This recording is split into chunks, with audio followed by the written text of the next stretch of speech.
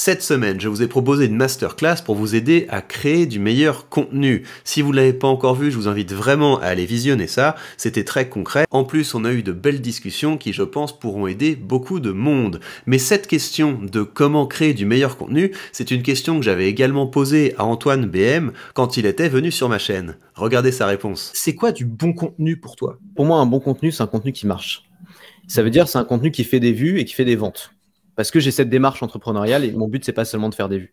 Donc, pour ma définition, un bon contenu, c'est un contenu qui fait des vues et qui fait des ventes. Après, il y a différentes étapes. C'est ça qu'il faut décortiquer quand tu essaies de comprendre ce qui marche. La première étape, c'est d'attirer l'attention.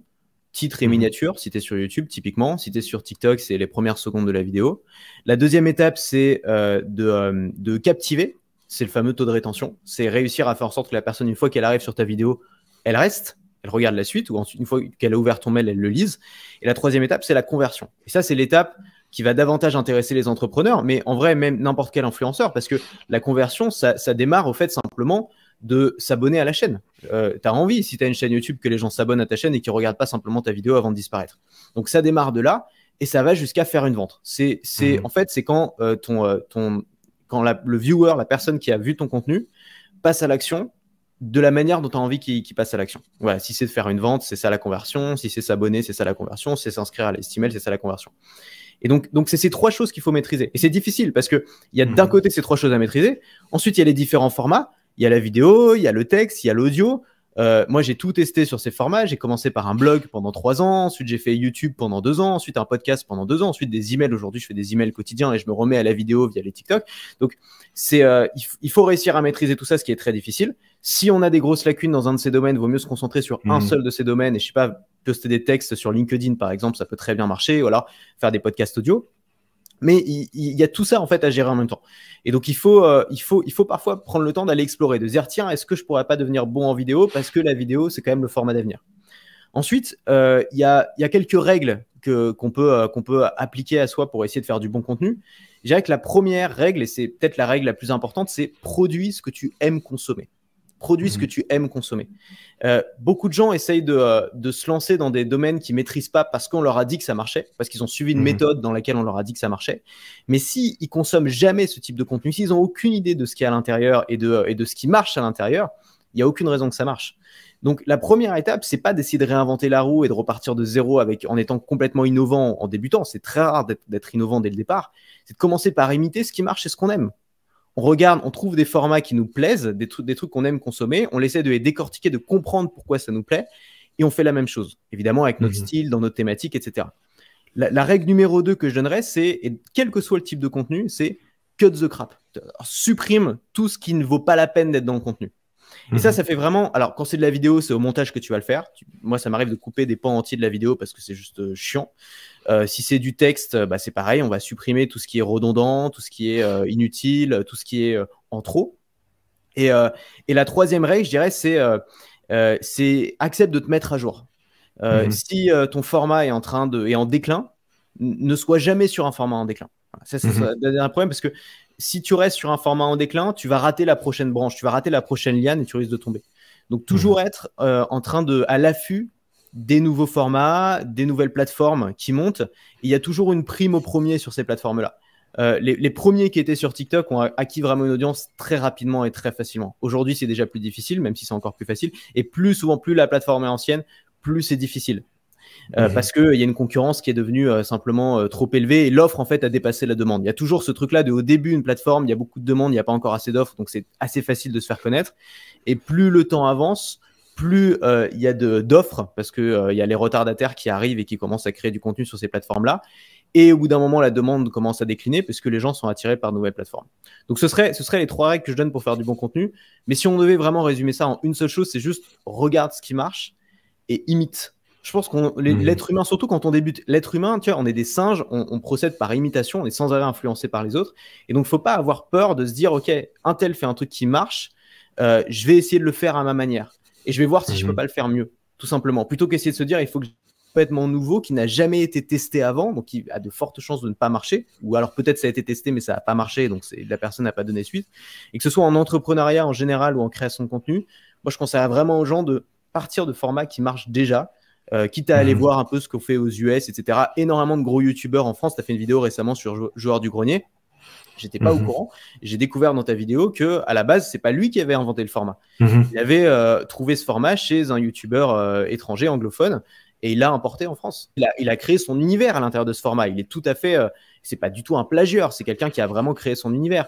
Mais il est parti de quelque chose qui avait déjà fait ses preuves. Effectivement, votre succès de créateur dépendra en grande partie de votre capacité à observer ce qui marche et à reproduire ce qui marche. Mais n'oubliez pas la passion et l'audace. Regardez. Pour compléter ce que tu as dit, je me reconnecterai quand même à des choses qui sont plus liées à la passion. Là aussi, c'est pareil. Il y a un conflit entre le plaisir qu'on a à faire quelque chose d'original et la nécessité de faire quelque chose qui fonctionne. Ouais. Et moi, parmi les critères que je mets de ce qu'est un bon contenu, j'ai besoin d'avoir de l'appréhension au moment où je vais le publier. C'est comme ça que je sais que je suis sur la voie d'un bon contenu. C'est que avant que la vidéo entre en ligne, je me dis mais les gens vont me détester d'avoir fait ça. Les gens vont se dire il est fou. Les gens vont se dire il est allé trop loin. Les gens vont se dire il est trop sorti de son domaine. Les gens vont se dire mais pourquoi est-ce qu'il se rabaisse à parler d'un truc aussi épouvantable ou vulgaire, etc.